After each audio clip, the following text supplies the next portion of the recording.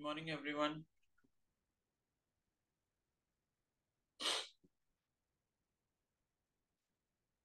Good morning, Kashish. Good morning, Reshma. Good morning, Kashish. Good morning, Divya. Good morning, Soumya. Good morning, Tanu. Good morning, Sneha. Good morning, Krishna. Good morning, Diksha.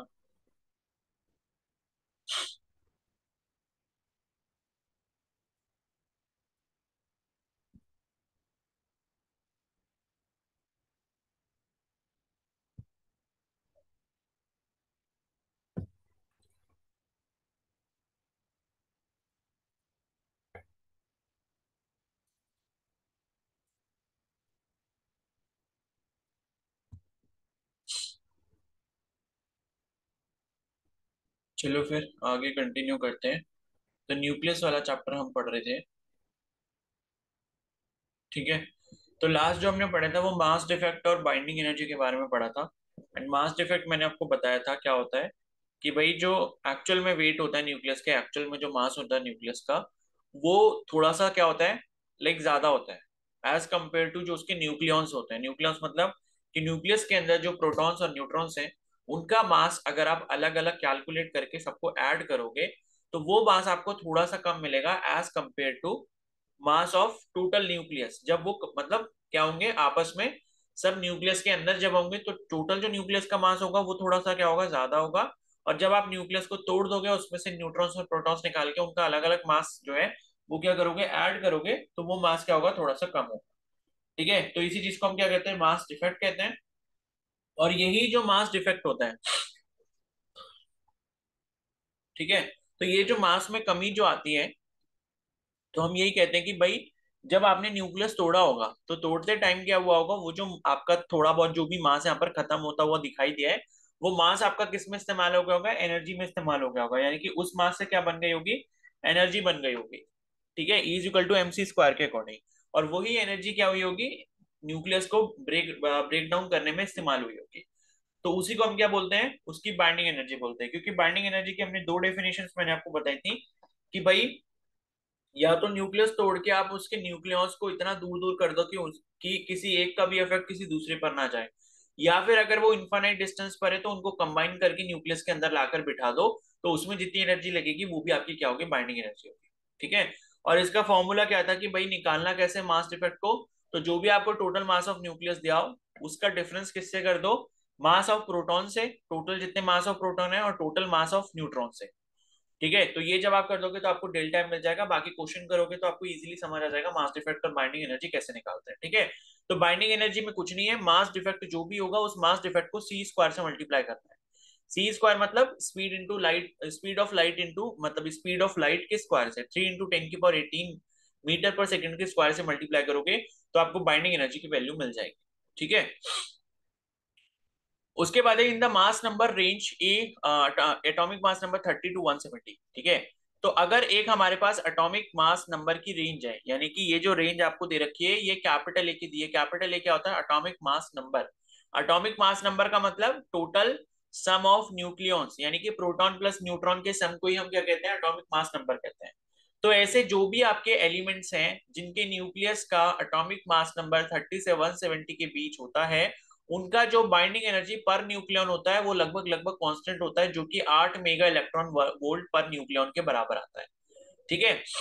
तो देखो, एक तो हमने अभी binding energy पढ़ा, binding energy कैसे निकालते हैं, जो आपका मास डिफेक्ट आया उसको सी स्क्वायर से मल्टीप्लाई कर दोगे तो बाइंडिंग एनर्जी आ जाएगा। और एक और टर्म होता है binding energy per nucleon, per nucleon. तो ये बाइंडिंग एनर्जी पर न्यूक्लियन कैसे निकालते हैं, टोटल बाइंडिंग एनर्जी जो आपके पास आई है उसको टोटल नंबर ऑफ न्यूक्लियन से डिवाइड कर दो। टोटल नंबर ऑफ न्यूक्लियन किसके बराबर होगा, कैपिटल ए के बराबर होगा। ठीक है, कैपिटल ए यानी कि मास नंबर। क्योंकि टोटल नंबर ऑफ न्यूक्लियन का मतलब क्या है, प्रोटॉन और न्यूट्रॉन, और प्रोटॉन और न्यूट्रॉन का सम किसके बराबर होता है, मास नंबर के बराबर होता है। तो बाइंडिंग एनर्जी जो टोटल आपके पास मिली है, अगर आप उसको एटॉमिक मास नंबर से डिवाइड कर देते हो तो आपके पास जो वैल्यू आएगी वो किसकी आ जाएगी, बाइंडिंग एनर्जी पर न्यूक्लियन की हो जाएगी। और ये देखा गया है, मतलब ये जो हमको ग्राफ मिलता है या जो ट्रेंड मिलता है उसमें यही चीज देखी गई है कि भाई जब आप अगर जितने भी ऐसे एलिमेंट्स ले रहे हो जिनका एटॉमिक मास नंबर 30 से 170 के बीच में है, तो उनकी जो बाइंडिंग एनर्जी पर न्यूक्लियन आती है वो लगभग लगभग कांस्टेंट होती है, और जो कि 8 mega electron volt per nucleon के बराबर होती है। ठीक है, ये समझ आया सभी को? Yes sir. Yes sir. ठीक है, तो उसके बाद है बाइंडिंग एनर्जी पर न्यूक्लियन। ये देख सकते हो, ये फॉर्मूला लिखा भी है, total binding energy upon mass number. ठीक है, क्योंकि पर न्यूक्लियन का मतलब क्या है कि टोटल नंबर ऑफ न्यूक्लियन से डिवाइड कर दो, और टोटल नंबर ऑफ न्यूक्लियन का मतलब क्या होता है, प्रोटॉन और न्यूट्रॉन का सम, और प्रोटॉन और न्यूट्रॉन का सम किसके बराबर होता है, एटॉमिक मास नंबर के बराबर होता है। तो बाइंडिंग एनर्जी पर न्यूक्लियन अगर आपको निकालनी है तो टोटल बाइंडिंग एनर्जी को मास नंबर से डिवाइड कर जो मिल जाएगा। ठीक है, अब यहाँ पर ये जो दूसरा वाला फॉर्मूला दे रखा है, ये क्या दे रखा है आपको, मेगा इलेक्ट्रॉन वोल्ट में निकालने के लिए दे रखा है। ठीक है, तो मेगा इलेक्ट्रॉन वोल्ट में अगर आपको निकालना है तो 931 से आप मल्टीप्लाई कर दोगे, मतलब delta M into 931 upon atomic mass number. ठीक है, क्योंकि डेल्टा एम जो हम निकालते हैं वो अटोमिक मास यूनिट में आएगा, क्योंकि जो हमारा जो क्या आएगा, मास डिफेक्ट आएगा, डेल्टा एम क्या है, डेल्टा एम यहाँ पर है mass defect in AMU, mass defect in atomic mass unit, ये क्या है आपका डेल्टा एम है। तो देखो यहाँ पर हमने देखा भी था कि डेल्टा, ये जो atomic one atomic mass unit की वैल्यू होती है किसमें, एनर्जी की टर्म्स में कितनी होती है, 931 मेगा इलेक्ट्रॉन वोल्ट होती है। तो डेल्टा एम अगर आप एटॉमिक मास यूनिट में कैलकुलेट कर रहे हो और अगर उसको आप 931 से आप मल्टीप्लाई कर दोगे तो आपको यहाँ पर बाइंडिंग एनर्जी जो मिल जाएगी वो कितनी मिल जाएगी, delta M into 931 mega electron volt में मिल जाएगी। और अगर आप उसको एटॉमिक मास नंबर से डिवाइड कर दोगे तो बाइंडिंग एनर्जी पर न्यूक्लियन आ जाएगी किसके टर्म्स में, mega electron volt per nucleons के टर्म्स में आ जाएगी। तो अगर आपको यहाँ पर क्या निकालना है, मेगा इलेक्ट्रॉन वोल्ट के टर्म्स में निकालनी है बाइंडिंग एनर्जी पर न्यूक्लियन, तो आप मास डिफेक्ट जो कि आपका एएमयू में दे रखा होगा उसको 931 से मल्टीप्लाई करोगे और एटॉमिक मास नंबर से डिवाइड कर दोगे। ठीक है, और बाइंडिंग एनर्जी पर न्यूक्लियन जो होती है वो आपकी directly proportional to the stability of nucleus होती है। अब ये चीज तो बहुत लॉजिकल है, क्योंकि देखो बाइंडिंग एनर्जी पर न्यूक्लियन का मतलब क्या है कि अगर आप न्यूक्लियस में से एक न्यूट्रॉन या एक प्रोटॉन को अलग कर रहे हो तो उसमें कितनी एनर्जी खर्च हो रही है, वही आपको बाइंडिंग एनर्जी पर न्यूक्लियन से पता चलता है। ठीक है, मतलब न्यूक्लियस है, न्यूक्लियस में प्रोटॉन और न्यूट्रॉन बंधे हुए हैं एक साथ, अगर आप उसमें से कोई भी एक न्यूट्रॉन या प्रोटॉन को अलग करना चाहते हो तो उसमें आपको कितनी एनर्जी का खर्च करना पड़ेगा, वही आपको बाइंडिंग एनर्जी पर न्यूक्लियन बताता है। और इसकी वैल्यू जितनी ज्यादा होगी उतना मुश्किल होगा किसी भी प्रोटॉन या न्यूट्रॉन को किससे अलग करना, पूरे न्यूक्लियस से अलग करना। और जितना ये मुश्किल होगा उतनी ही ज्यादा क्या होगा, न्यूक्लियस स्टेबल होगा। क्योंकि न्यूक्लियस के स्टेबल का मतलब है कि न्यूक्लियस के साथ अगर आप छेड़खानी कर रहे हो तो उस पर कोई भी फर्क नहीं पड़ रहा है। और न्यूक्लियस ज्यादा स्टेबल तभी होगा जब आप उसके न्यूट्रॉन या प्रोटॉन को अलग नहीं कर पाओगे या बहुत मुश्किल से अलग कर पाओगे। तो जितना मुश्किल से अलग कर पाओगे उतना ही ज्यादा क्या होगा, वो न्यूक्लियस स्टेबल होगा। तो बाइंडिंग एनर्जी पर न्यूक्लियन हमें ये वैल्यू बताता है कि भाई जितनी ज्यादा होगी उतना ज्यादा क्या होगा, स्टेबिलिटी ऑफ न्यूक्लियस होगा। ठीक है, तो ये था आपका न्यूक्लियस से रिलेटेड सारी चीजें। अब हम नेक्स्ट बात करेंगे रेडियो एक्टिविटी की। ठीक है, तो रेडियो एक्टिविटी का जो मतलब होता है वो बेसिकली क्या होता है कि कुछ एलिमेंट्स हमारे पास इस तरीके के हैं जहां पर न्यूक्लियस जो है, ठीक है, वो क्या करता है, टूटता रहता है। यानी कि एक न्यूक्लियस से दो बनेंगे, दो से क्या बनेंगे, चार बनेंगे, चार से कितने बनेंगे, आठ बनेंगे। यानी कि हर एक से दो दो बनते जाते हैं। यही इसी रिएक्शन को अगर न्यूक्लियर फ्यूजन में देखोगे तो हम चेन रिएक्शन का नाम देते हैं। तो यही वाला जो प्रोसेस होता है रेडियो एक्टिविटी कहलाता है। तो radio activity is the phenomena of spontaneous disintegration, disintegration मतलब टूटना, और स्पॉन्टेनियस मतलब अचानक से टूटता रहता है, of the nucleus of an atom with emission of one और more radiations like alpha particle, beta particle और गामा रेज। यानी कि कोई भी एटम का न्यूक्लियस अगर स्पॉन्टेनियसली टूटता रहता है और टूटने के बाद किसी अल्फा पार्टिकल, बीटा पार्टिकल या गामा रे को रिलीज करता है न्यूक्लियस के अंदर से, तो इसी फिनोमिना को हम क्या कहते हैं, रेडियो एक्टिविटी कहते हैं। ठीक है, तो देखो न्यूक्लियस के टूटने के बाद हमें ये तो पता है कि प्रोटॉन और न्यूट्रॉन निकलेंगे उसमें से, लेकिन प्रोटॉन और न्यूट्रॉन के साथ अल्फा पार्टिकल भी निकलता है कुछ न्यूक्लियस में से, कुछ न्यूक्लियस में से बीटा पार्टिकल भी निकलता है, कुछ न्यूक्लियस में से गामा रेज भी निकलती है। तो ये जो पार्टिकल्स या रेज निकल रही होती हैं ये बहुत हार्मफुल होती हैं हमारे लिए। ठीक है, एंड यही जो होती है इसी फिनोमिना को हम क्या कहते हैं, रेडियो एक्टिविटी कहते हैं। और ये जो रेडिएशंस होती है इनको हम रेडियो एक्टिव रेडिएशंस कहते हैं। ठीक है, तो कोई भी न्यूक्लियस में जब वो न्यूक्लियस टूटता है, उस टूटने न्यूक्लियस के टूटने पर जब भी क्या होता है, कोई रेडिएशन निकलती है, तो उसी फिनोमिना को हम क्या कहते हैं, रेडियो एक्टिविटी कहते हैं। ठीक है, अब उसके बाद है रेडियो एक्टिव डिके। डिके का मतलब क्या होता है, लाइक खत्म होना। ठीक है, डिके का मतलब खराब होना, सड़ना या फिर खत्म होना। तो radioactive decay is a nuclear transformation process in which the radioactive rays are emitted from the nucleus of the atom. तो डीके का मतलब क्या है यहाँ पर, खत्म होने का मतलब ये कि न्यूक्लियस धीरे धीरे जो आपका खत्म हो रहा है वो किसकी वजह से हो रहा है, क्योंकि यहाँ से रेज जो है वो बाहर जा रही है, मतलब कुछ ना कुछ एनर्जी जो है वो यहाँ से बाहर की तरफ जा रही है, जिससे न्यूक्लियस की ओवरऑल एनर्जी क्या हो रही है, कम हो रही है।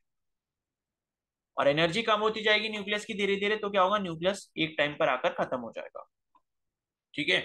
तो ये है कि रेडियो एक्टिव डीके का मतलब क्या है कि जो आपका रेडियो एक्टिव रेस निकल रही होती है उसी प्रोसेस में जो यहाँ पर न्यूक्लियस का ट्रांसफॉर्मेशन हो रहा होता है, यानी कि न्यूक्लियस से अगर कोई चीज बाहर जा रही है, भले भले ही वो रेज हो या भले ही वो कुछ भी हो, तो धीरे धीरे न्यूक्लियस खत्म होने लग जाएगा, एंड इसी फिनोमेना को हम क्या कहते हैं, रेडियो एक्टिव डीके कहते हैं।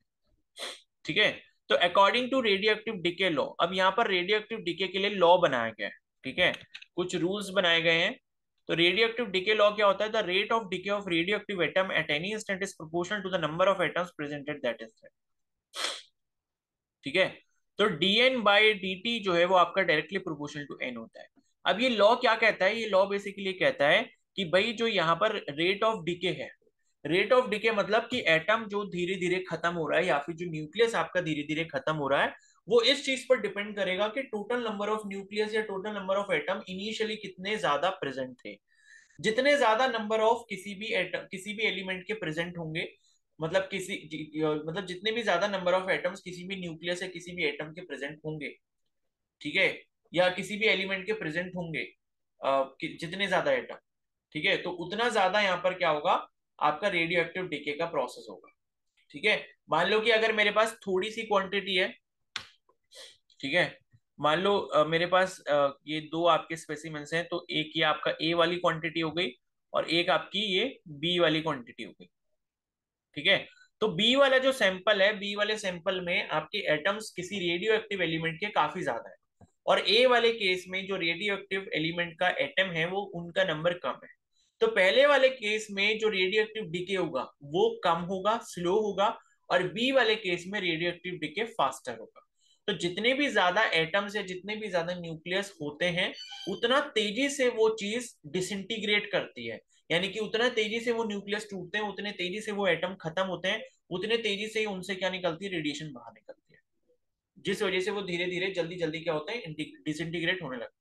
और जिसकी क्वांटिटी, जिस केस में क्वांटिटी क्या होगी, कम होगी, उस केस में क्या होगा, आपका जो डिसइंटीग्रेशन का रेट है वो क्या होगा, स्लो होगा।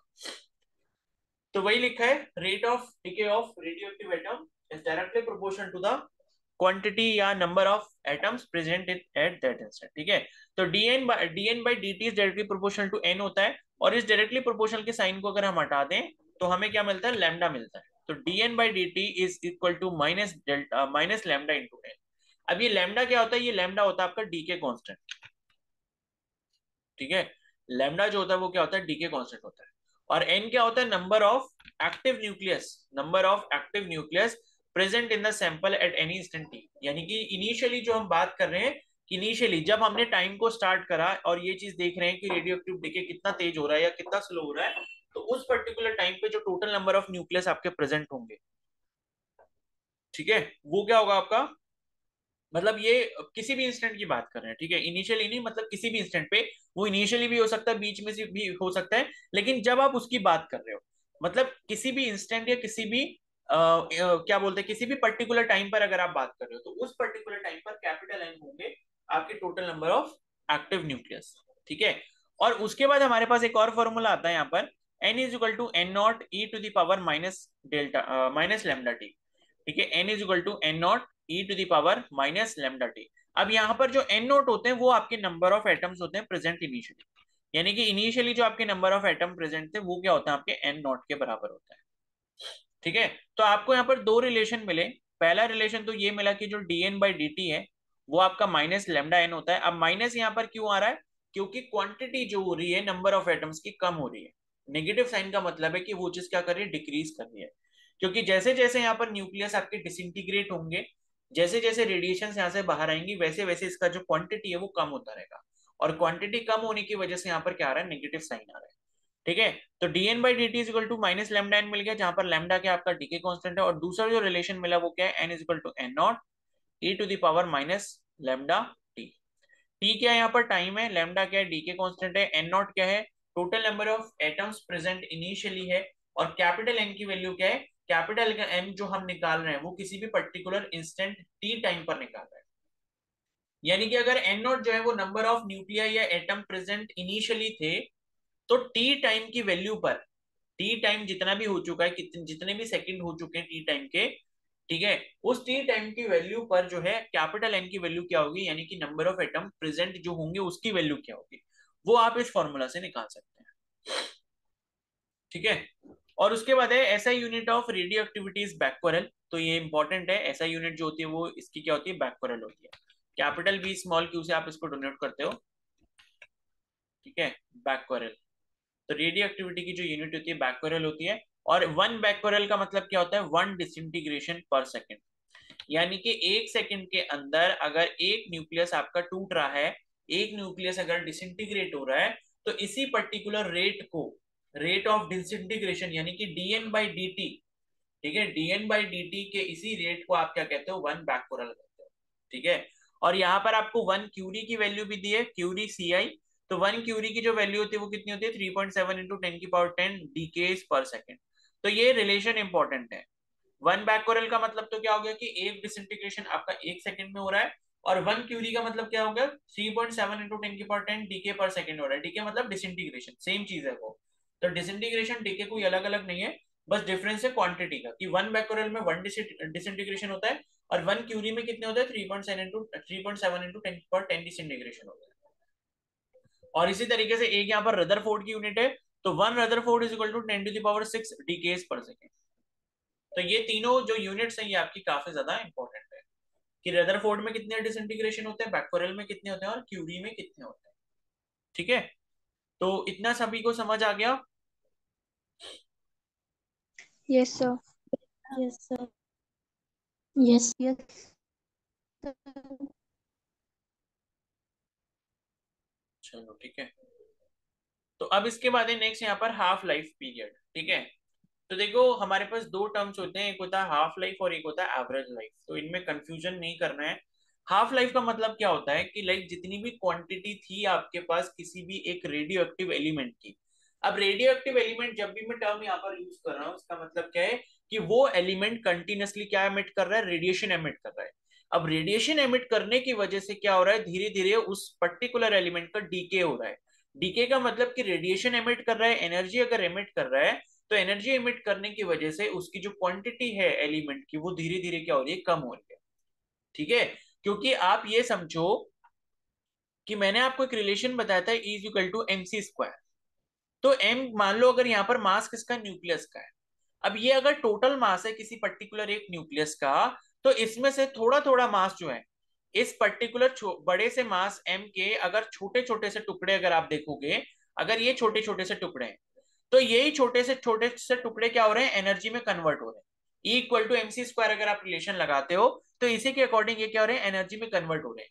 और वही एनर्जी क्या हो रही है, रेडिएशन की फॉर्म में निकल रही है, यानी कि अल्फा रेज या तो निकल रही है अल्फा रेडिएशन या बीटा रेडिएशन या फिर गामा रेज। तो कहने का मतलब है कि न्यूक्लियस का छोटा छोटा जो मास है या थोड़ा थोड़ा सा जो मास है वही एनर्जी में कन्वर्ट होकर रेडिएशन की फॉर्म में निकल रहा है। तो अगर इसका मास धीरे धीरे खत्म हो रहा है, इसका मतलब क्या है कि इसकी क्वांटिटी धीरे धीरे क्या हो रही है, कम हो रही है। ठीक है। तो हाफ लाइफ का मतलब क्या होता है कि इनिशियली जितना भी अमाउंट आपके पास था किसी भी पर्टिकुलर एलिमेंट का, ठीक है, उसके बाद उसकी क्वांटिटी हाफ होने में कितना टाइम लगेगा उसी को हम हाफ लाइफ पीरियड कहते हैं या हाफ लाइफ कहते हैं। ठीक है। जैसे कि मान लो मेरे पास यहाँ पर 1 kg था, क्या, रेडियम था। ठीक है, 1 kg रेडियम था, तो मान लो ये क्या है आपका, रेडियो एक्टिव एलिमेंट है। और इसके बाद काफी साल हो गए, और काफी साल होने के बाद इसकी क्वांटिटी कितनी बची, 0.5 kg बची। 0.5 kg मतलब कि यहाँ पर जो टाइम, मतलब यहाँ पर जो क्वांटिटी वो क्या हो गई, हाफ हो गई। तो इसको क्वांटिटी को हाफ करने में यहाँ पर जो टाइम लगेगा, मान लो कितने लग गए, 500 साल लग गए सपोज। तो ये 500 साल क्या हो जाएगा, इसका हाफ लाइफ हो जाएगा या हाफ लाइफ पीरियड हो जाएगा। तो कहने का मतलब यहाँ पर ये है, क्योंकि रेडिएशन निकलती रहेंगी, रेडिएशन निकलने से क्या होगा, मास कम होता रहेगा, मास कम होने से टोटल क्वांटिटी जो है वो भी आपकी कम होती रहेगी। और जिस पर्टिकुलर टाइम पर आकर वो क्या हो जाए, आधी हो जाए इनिशियल अमाउंट की, तो उसी टाइम को, जितना टाइम बीत चुका है उसी को हम क्या कहेंगे, हाफ लाइफ कहेंगे। तो हाफ लाइफ पीरियड क्या होता है, half life period of a radio active sample is the time in which half of the quantity of the sample initially present gets disintegrated। यानी कि इनिशियली जितनी भी क्वांटिटी आपके पास किसी भी रेडियो एक्टिव एलिमेंट की प्रेजेंट थी, उसकी अब कितनी हो चुकी है, हाफ हो चुकी है, यानी कि आधी डिसइंटीग्रेट हो गई, आधी खत्म हो चुकी है, आधी क्वांटिटी का डीके कंप्लीट हो चुका है। ठीक है, तो आधी क्वांटिटी का डीके करने के लिए यहाँ पर कितना टाइम लगा है उस एलिमेंट को, उसी को हम क्या बोलेंगे, उसका हाफ लाइफ बोलेंगे। तो हाफ लाइफ जो है उसका फॉर्मूला आपके पास होता है T half is equal to 0.693 divided by lambda, जहां पर लैम्डा क्या है, आपका डीके कांस्टेंट है। तो 0.693 को अगर आप डीके कांस्टेंट से डिवाइड कर देते हो, ठीक है, डीके कांस्टेंट हर एलिमेंट का, हर रेडियो एक्टिव एलिमेंट का अलग अलग होगा, तो ये करने पर आपको क्या मिल जाएगी, उस पर्टिकुलर एलिमेंट की हाफ लाइफ मिल जाएगी। तो हाफ लाइफ से तो क्वेश्चन देखो आता ही आता है, भले ही अगर आप नीट की बात करो, किसी की भी बात करो, हाफ लाइफ और एवरेज लाइफ से आपको क्वेश्चन यहाँ पर देखने को जरूर मिलेगा। ठीक है, अब उसके बाद है after N half life the quantity of a radioactive substance left intact that is undecayed is given by. ठीक है, तो अब देखो यहाँ पर आपको क्या दिया, after N half life. N half life का मतलब क्या है कि जैसे मान लो मेरे पास स्टार्टिंग में 2 kg क्वांटिटी थी रेडियो एक्टिव एलिमेंट की, ये रेडियो एक्टिव सैंपल की, उसके बाद क्या हुआ, ये 1 kg हो गई। ठीक है, उसके बाद क्या हुआ, ये 0.5 kg हो गई, उसके बाद क्या हुआ, ये 0.25 kg हो गई। ठीक है, तो यहाँ पर जो टाइम लगेगा, यानी कि 2 किलो से 1 किलो बनने में जो टाइम लगा, मान लो टाइम यहाँ पर कितना था, टी हाफ था। 1 किलो से 0.5 करने में जो टाइम लगा वो कितना था, टी हाफ था। उसके बाद 0.5 से 0.25 तक टाइम कितना लगा, टी हाफ था। तो सब में टी हाफ ही टाइम लगेगा, क्योंकि टी हाफ किस पर डिपेंड कर रहा है, डीके कांस्टेंट पर डिपेंड कर रहा है। और डीके कांस्टेंट किसी भी पर्टिकुलर एलिमेंट का, किसी भी एक स्पेसिफिक एलिमेंट का क्या होगा, कांस्टेंट होगा या फिक्स होगा। ठीक है, तो अगर लैम्डा की वैल्यू फिक्स है, इसका मतलब है चाहे आप 2 किलो से 1 किलो करो अमाउंट को, या 1 किलो के बाद 1 किलो से आधा किलो करो, या आधा किलो से आप 250 ग्राम कर दो, तो सब में जो टाइम आपको लगेगा सेम ही टाइम लगेगा डिसइंटीग्रेशन में। तो अब ये कह रहे हैं कि अगर मान लो आपकी मतलब एन हाफ लाइफ खत्म हो चुकी है। एन हाफ लाइफ का मतलब क्या है कि 2 किलो से 1 किलो अगर हुआ तो एक हाफ लाइफ कंप्लीट हो गई, 1 किलो से आधा किलो हुआ तो 2 हाफ लाइफ कंप्लीट हो गई, आधा किलो से 250 ग्राम हुआ तो हाफ दो, तो फिर एक और हाफ लाइफ कंप्लीट हो गई। तो total number of half life यहाँ पर कितनी हुई है, 3 हो गई है, एन इक्वल टू 3 अगर हो गई है। तो ये कह रहे हैं कि अगर आपको क्या निकालना है, अनडिकेड क्वांटिटी, यानी कि क्वांटिटी लास्ट में जितनी बची हुई है वो अमाउंट आपको अगर निकालना है, अगर आपको इनिशियल वैल्यू ये दे दी जाए, यानी कि ये वाली वैल्यू दे दी जाए जो हमने यहाँ पर 2 किलो ली है, और आपको ये पता है कि टोटल नंबर ऑफ डीके कितने हुए हैं, यहाँ पर total number of half life के डीके यहाँ पर कितने हुए हैं, तो आपको लास्ट में ये जो क्वांटिटी, फाइनल क्वांटिटी मिल रही है, ये अगर आपको कैलकुलेट करनी है तो आप ये वाले इस फॉर्मूले से निकाल सकते हो। ठीक है, ये फॉर्मूला क्या है, N is equal to N naught 1/2 की पावर एन। तो कैपिटल एन क्या हो गया, ये आपकी क्वांटिटी हो गई आफ्टर एन हाफ लाइफ, और एन नॉट क्या हो गया, आपकी क्वांटिटी जो इनिशियली आपके पास प्रेजेंट थी। ठीक है, इंटू 1/2 की पावर स्मॉल एन, ये स्मॉल एन क्या है, total number of half life आपकी कितनी कंप्लीट होगी। ठीक है, तो इस तरीके से जो है आप इसको निकाल सकते हो। ओके, और इसी का एक इधर भी फॉर्मूला लिखा है कि ये जो अगर आपको एन निकालने हैं तो ये टी बाय टी हाफ हो जाएगा। टोटल नंबर ऑफ आपको निकालने हैं एन की, टोटल नंबर ऑफ आपकी हाफ लाइफ कितनी हुई है, तो टोटल जो टाइम हुआ उसको अगर आप हाफ हाफ लाइफ से डिवाइड कर दोगे, ठीक है, तो एन की जो वैल्यू है वो क्या होती है, टी बाई टी हाफ की होती है। यानी कि टोटल नंबर ऑफ आपको हाफ लाइफ निकालने की, भाई कितनी हाफ लाइफ कंप्लीट हो गई, तो आप टी बाई टी हाफ से भी निकाल सकते हो। मान लो मैंने कहा कि टाइम कितना हो चुका है, मान लो 150 साल हो गए। ठीक है, और 150 साल अगर टाइम है, मतलब इनिशियली जो क्वांटिटी प्रेजेंट थी वो जितनी थी, उसके बाद 150 साल के बाद अगर हम बात कर रहे हैं, तो 150 साल यहाँ पर सपोज टाइम टी हो गया, और टी हाफ मैंने कहा कि 50 साल है। यानी कि क्वांटिटी को ओरिजिनल जितनी होती है किसी भी पर्टिकुलर इंस्टेंट पे, उसका आधा होने में जो टाइम लगता है कितना लगता है, 50 साल लगता है। तो 150 साल से अगर 50 साल को आप करोगे तो कितना हो जाएगा, 3 आ जाएगा, एन की वैल्यू कितनी आ जाएगी, 3 आ जाएगी। और वैसे भी अगर आप देखोगे ऐसे करके कि पहले मान लो आपके पास जितनी क्वांटिटी थी, 50 साल के बाद उसकी हाफ हो जाएगी, अगले 50 साल में उसकी और हाफ हो जाएगी, अगले 50 साल में उसकी और हाफ हो जाएगी। तो total number of half half life यहाँ पर कितनी हो जाएंगी, 3 हो जाएंगे। तो वैसे भी 3 आ रहा है और ऐसे भी आप निकाल सकते हो, 3 ही आएगा। टोटल जितना टाइम दिया उसको टी हाफ से अगर आप डिवाइड कर दो, हाफ लाइफ पीरियड से डिवाइड कर दो तो भी आपको n की वैल्यू मिल जाएगी। तो इस तरीके से आप हाफ लाइफ जो है वो निकाल सकते हो। ठीक है, ये समझ आ गया सभी को? Yes, sir. Yes. Yes, Yes, sir. yes, yes, sir.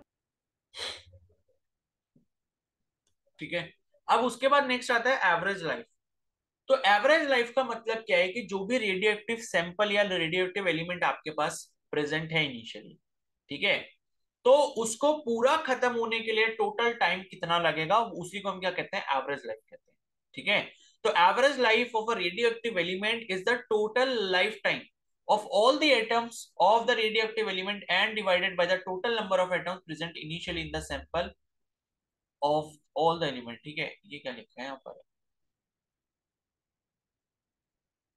ये चलो जो भी लिखा हो, लेकिन एवरेज लाइफ का मतलब आप ये समझ लो कि एवरेज लाइफ का मतलब क्या होता है कि अगर आपके पास इनिशियली कोई भी सैंपल प्रेजेंट था, जितनी भी क्वांटिटी आपके पास प्रेजेंट थी, तो धीरे धीरे क्या होगा, वो क्वांटिटी धीरे धीरे क्या हो रही है, खत्म हो रही है। तो उस क्वांटिटी को खत्म होने में जो टोटल आपका एवरेज टाइम लगेगा, ठीक है, उसी टाइम को आप क्या यहाँ पर क्या कह रहे हो, उसी टाइम को आप कह रहे हो यहाँ पर एवरेज टाइम। ठीक है, या आप क्या कह रहे हो, उसे एवरेज लाइफ कह रहे हो।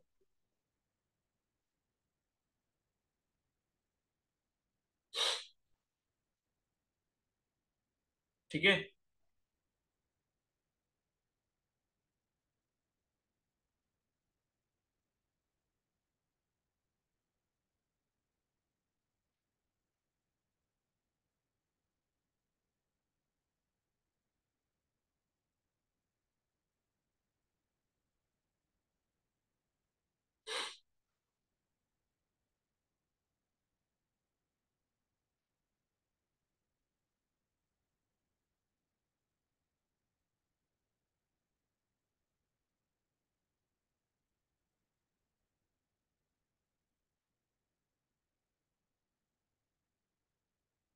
ठीक है, तो ये हो जाएगा। और एवरेज लाइफ का जो ये मतलब इन्होंने जो रिलेशन दे रखा है, वो एक रिलेशन ये भी होता है कि एवरेज लाइफ का मतलब ये भी होता है कि टोटल लाइफ जो है आपकी, ठीक है, देखो एवरेज लाइफ हम क्यों कह रहे हैं ना, क्योंकि एवरेज लाइफ यहाँ पर निकालने का मतलब बेसिकली क्या है, क्योंकि आपको पता है क्वांटिटी जो हाफ होती जा रही है, बार बार क्या हो रही है, क्वांटिटी हाफ हो रही है, एंड क्वांटिटी को हाफ होने में उतने ही साल लग रहे हैं।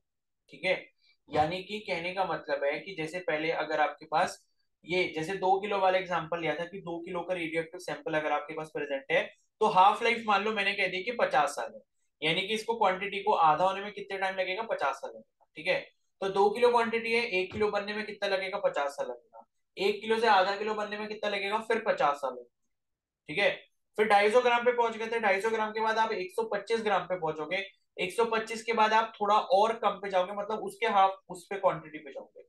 तो हर इसको क्या लग रहा है, सब में क्या लग रहा है, आधा आधा करने में 50-50 साल लगते जा रहे हैं। ठीक है, यानी कि जब तक ये जीरो नहीं हो जाता तब तक ये आपकी हाफ लाइफ चलती रहेंगी, उतना ही टाइम आपको लगता रहेगा।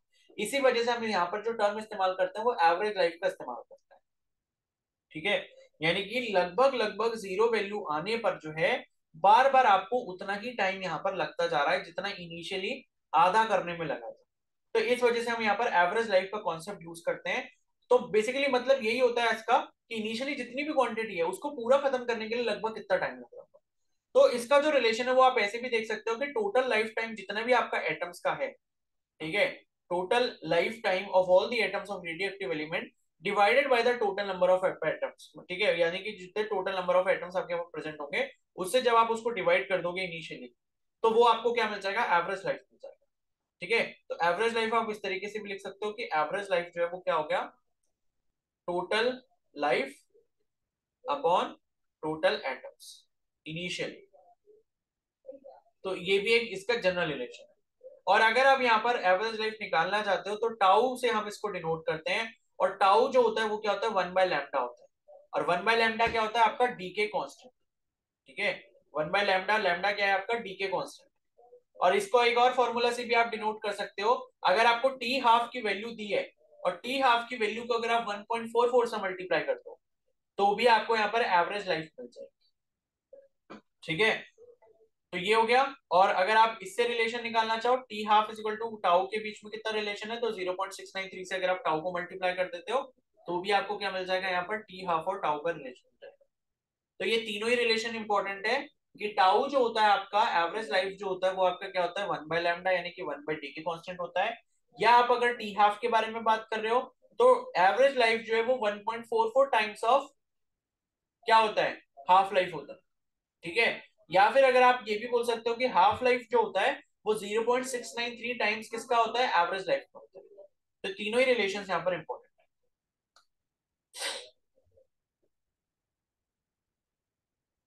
ठीक है, इसके बाद है time required to decay from N naught to N. ठीक है, अगर हम यहाँ पर टाइम की बात करें, अगर हम टाइम निकालना चाहते हैं, अगर आपके पास इनिशियली क्वांटिटी जो थी रेडियो एक्टिव सैंपल की वो एन नॉट के बराबर थी, और एन नॉट से फिर कितनी हो गई, एन हो गई किसी पर्टिकुलर टाइम टी पर, यानी कि इनिशियली टाइम जब जीरो था, जीरो से लेके हम कहां पर आ गए, टाइम टी पर आ गए, और जीरो से टी टाइम पर जब आए तो क्वांटिटी जो आपकी रेडियो एक्टिव सैंपल की थी वो एन नॉट से क्या बन चुकी है, एन बन चुकी है। तो अगर आपको इस पर्टिकुलर केस के लिए टाइम निकालना है तो आप इस फॉर्मूला से निकाल सकते हो, t is equal to 2.303 divided by lambda, lambda क्या होगा आपका, डीके कांस्टेंट हो गया, लॉग लेंगे किसका, बेस 10 का, और एन नॉट बाय एन कर देंगे, तो एन नॉट बाय एन का क्या लेंगे, लॉग बेस 10 लेंगे। तो इस फॉर्मूला से हमको क्या मिल जाएगा, टाइम रिक्वायर्ड मिल जाएगा from N naught to N, यानी कि इनिशियल इनिशियल वैल्यू से एन वैल्यू तक आने के लिए हमें जो टाइम यहाँ पर लगा होगा रेडियो एक्टिव डीके में, वो आप इस फॉर्मूला से निकाल सकते हो। ठीक है, तो इतनी चीज जो है वो आपको यहाँ पर ध्यान रखनी है।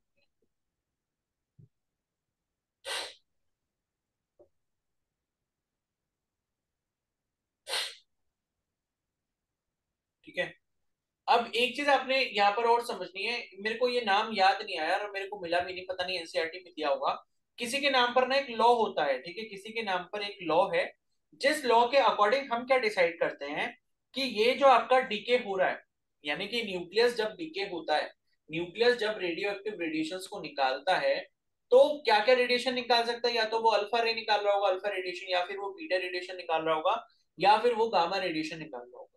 तो अल्फा रेडिएशन निकाल रहा है तो वो अल्फा डीके हो गया, बीटा रेडिएशन निकाल रहा है तो वो बीटा डीके हो गया, और गामा रेडिएशन अगर वो निकाल रहा है तो क्या हो गया, गामा डीके हो गया।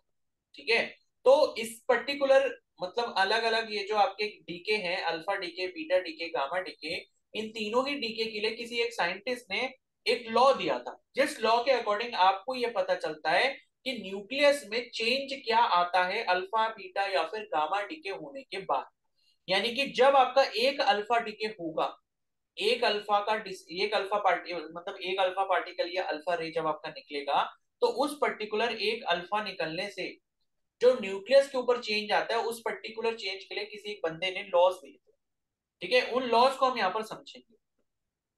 तो जब भी अल्फा डीके होता है किसी भी न्यूक्लियस के अंदर, तो होता क्या है, जो मास नंबर होता है किसका, प्रोडक्ट, और mass number of the product nucleus is 4 less than that of decaying nucleus while the atomic number decreases by 2।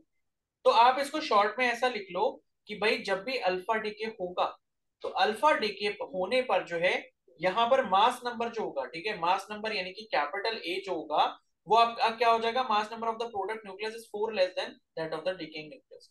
तो मास नंबर जो वो आपका क्या हो जाएगा, 4 कम हो जाएगा, 4 कम हो जाएगा, और एटॉमिक नंबर जो है जेड, वो आपका क्या हो जाएगा, 2 कम हो जाएगा। ऐसे करके आप इसको लिख लेना।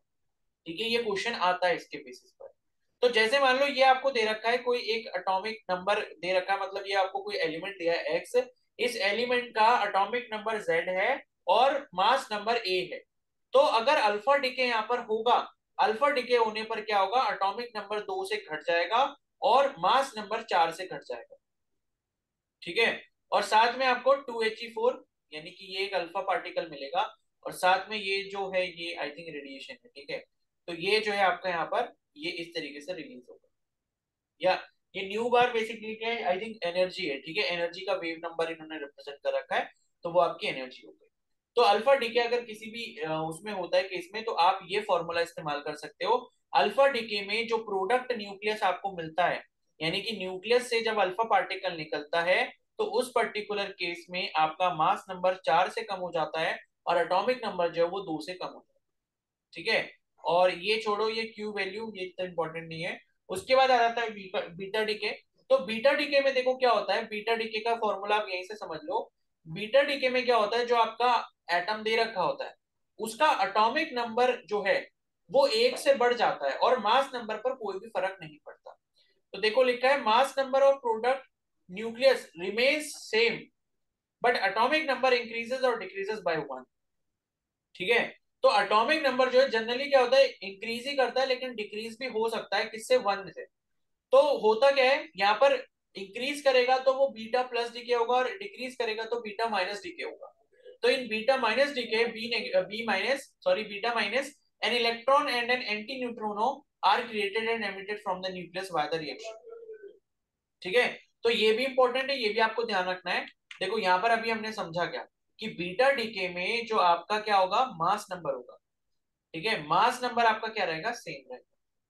और जो आपका एटॉमिक नंबर होगा वो आपका एक बढ़ भी सकता है और वो आपका एक घट भी सकता है।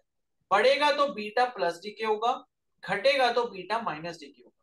बीटा माइनस अगर डीके होगा तो इलेक्ट्रॉन निकलेगा और एक एंटी न्यूट्रिनो पार्टिकल निकलेगा, और बीटा प्लस अगर डीके होगा तो एक पॉजिट्रॉन निकलेगा और एक न्यूट्रोनो निकलेगा। ठीक है, ये बस डिफरेंस है। आगे बस समझ में, एक सेकेंड, एक मिनट। बीटा माइनस में जो है वो आपका यहाँ पर, बीटा माइनस में यहाँ पर प्लस होगा। ठीक है, बीटा माइनस में आपका जो ये होता है ना एटॉमिक नंबर, वो आपका एक बढ़ जाता है। तो थोड़ा सा ये उल्टा आपको ध्यान रखना पड़ेगा। एटॉमिक नंबर अगर +1 हो रहा है तो +1 किस में होगा, बीटा माइनस में होगा। ठीक है, और माइनस अगर हो रहा है, एटॉमिक नंबर 1 से घट जा रहा है तो किस में होगा, वो बीटा प्लस डीके में होगा। बस ये चीज आपने ध्यान रखनी है। ठीक है, इतना समझ आ गया सभी को।